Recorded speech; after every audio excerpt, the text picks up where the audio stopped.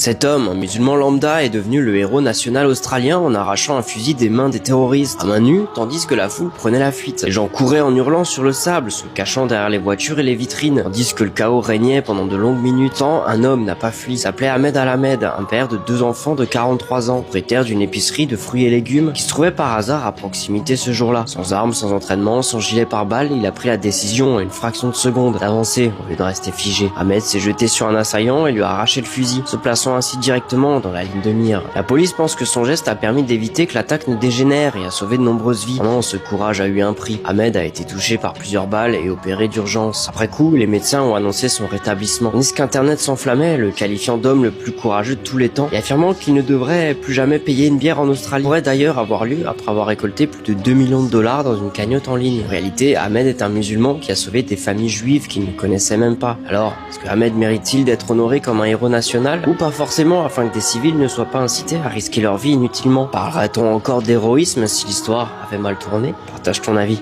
dans les commentaires.